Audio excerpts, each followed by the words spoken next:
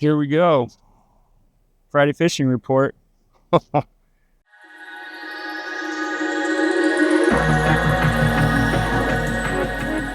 might have remembered earlier when I said that I was playing Pokemon with my kid and noticed a little blue patch on the screen that I hadn't really recognized, and so I went and check it out. Well, I kind of did the same thing today. If you look at that, there's like a big, huge swath of blue right there on the screen that, well, turns out I've investigated this before. It's actually the Puget Sound or EWA Bay. So here we are. Smoky Seattle right now. And as we come into August, we've got a few things to cover. It's one of my favorite parts of living in this region, and that is that seasonally our fishery is just they're not ever static per se. There's always a constant state of change or evolution throughout the season that we can fish them for. And so right now you are coming into August. Let's start with the Yakima. Yakima is going to be pretty steady. Like the big change there, like flow-wise steady, I guess is what I'm trying to say. Flow-wise steady. It's at 3650 at the moment. That means that it's probably going to be that way for the rest of the month. So I don't expect that to change a lot. But what you do want to pay attention to is that we do have some seasonality of what to expect to see over there. So it's hopper season. It's time to do what we love to do, which is fish dry fly. So you should be hoppers and caddis, in my opinion, all day long. Maybe some PMBs in the morning. Yeah, 3650. There are places you can get in and walk and wait. I'm not saying that you can't. You kind of have to know where they are, and they're not necessarily intuitive. So come in and ask. Again, in particular, if the Yakima is the one that you're really bent on going to fish because it's the one that occupies all the airwaves in this area, we will drop pins for you on where to go access the water at this level. Happy to do that. Like, we feed off of your success there. So just come in and ask. Creek-wise, meaning Cedar, Forks of Snoqualmie, Cascade, so on and so forth. Low, warm creek.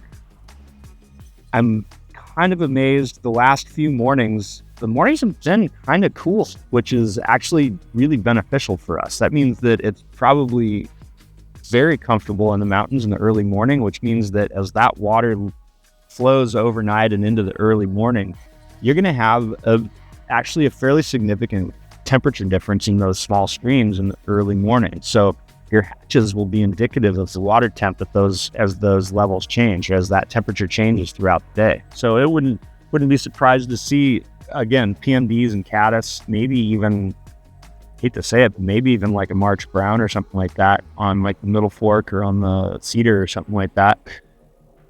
The what was I going to say?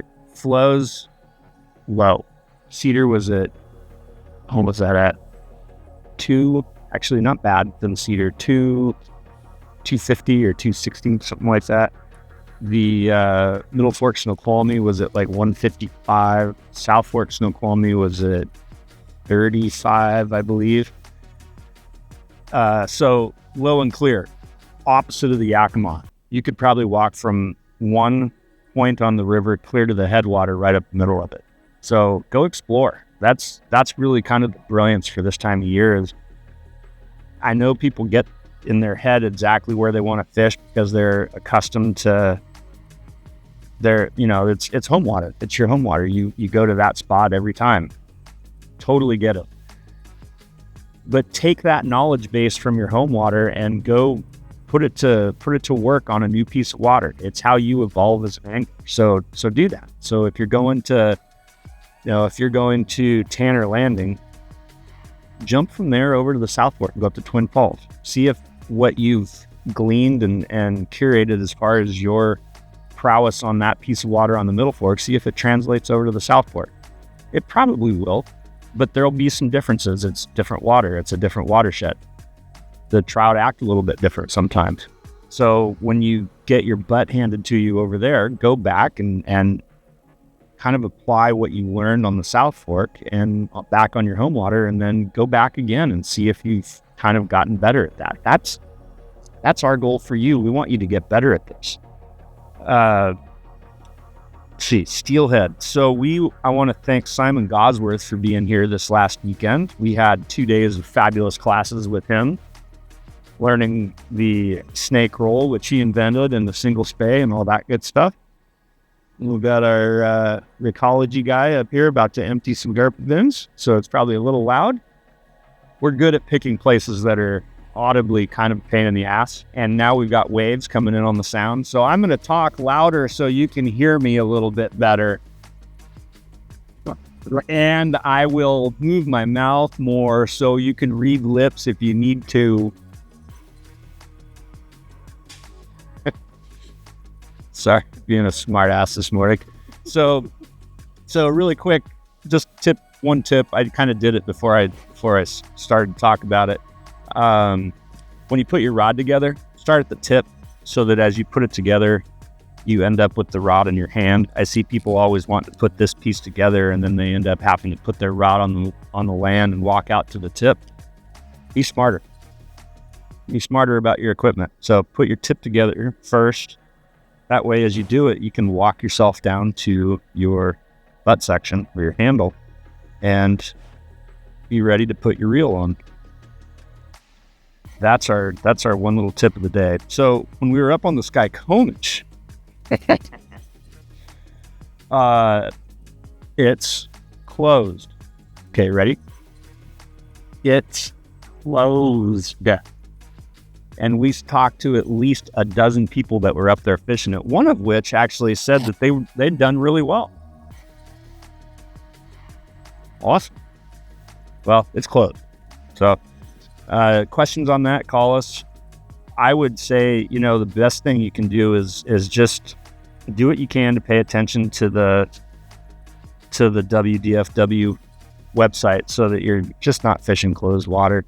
Most of the officers are super nice when you run into them. If you're in all honesty not aware of a closure or a regulation or something like that, but I will tell you that if they feel like you're doing it to ignore regulations, they're probably not going to be quite as. So I just wouldn't play Russian roulette with that. I would just not fish it. So it's closed.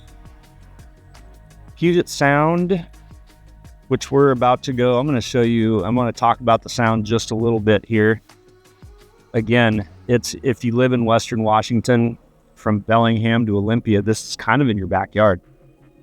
And I, to this day, am still utterly just speechless. I don't understand how we aren't fishing some more.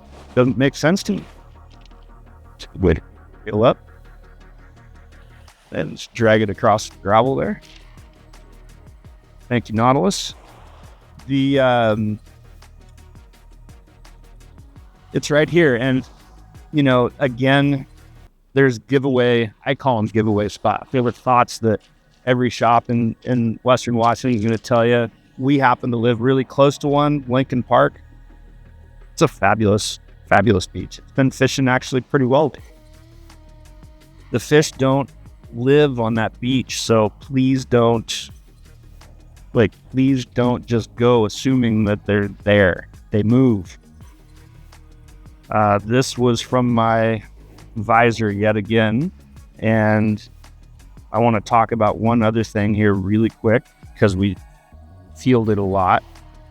I may not be able to prove that this is actually the case, so if for some reason I step out and not catch a fish, this is hands down what I'm going to play. Okay. Not going to clip my tag in. I'm just going to be very careful about having it short. Look at. Okay. I could cut the tag in. Not going to. I'm going to count on that to make a little additional wake. Maybe grab a little extra kelp in case there's vegetarian cutthroat out there. leader is probably 3 years old and sub 5 feet.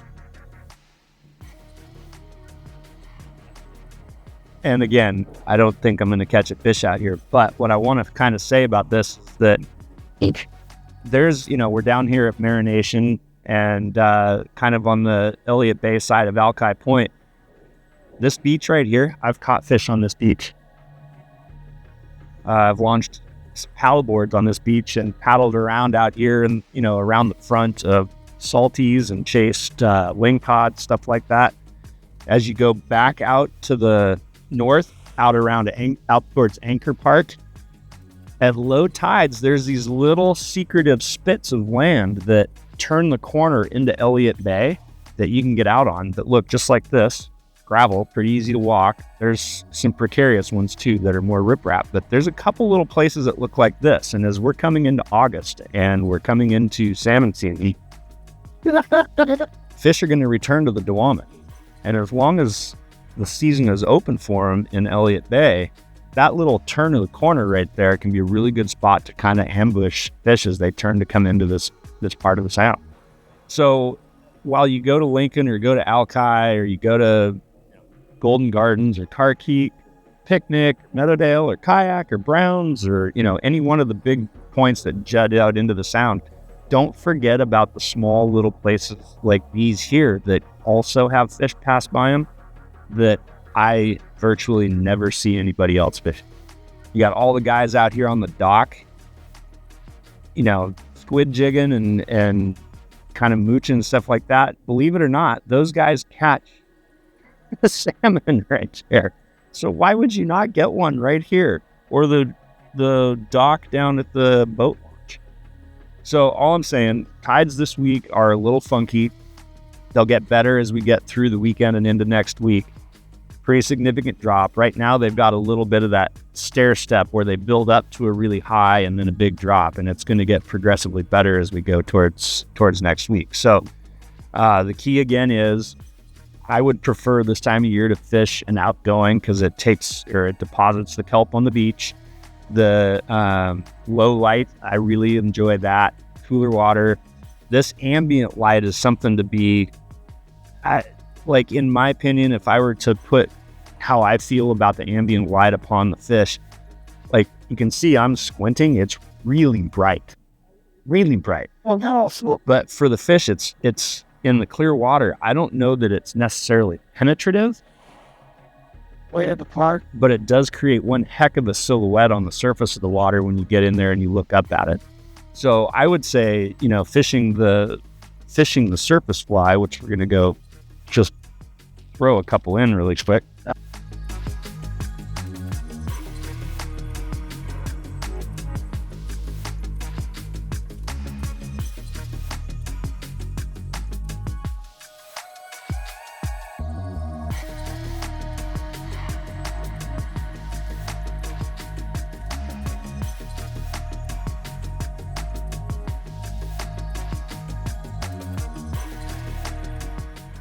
So as of course, there's waves that are going to break.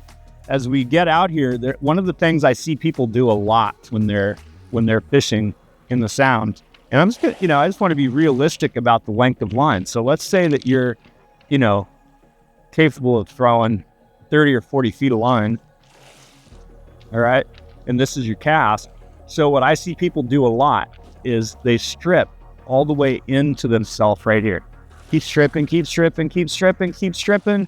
And you should move that fly all the way to you because you're going to have fish, especially, see how deep the water is? Right there, you'll have fish chase that fly clear into that water.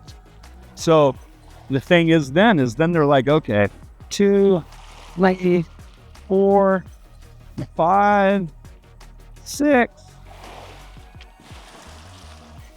7 or 8 false casts to get out there. Okay, so here's the trick. You strip in to about there. So I got about 15 feet of line out.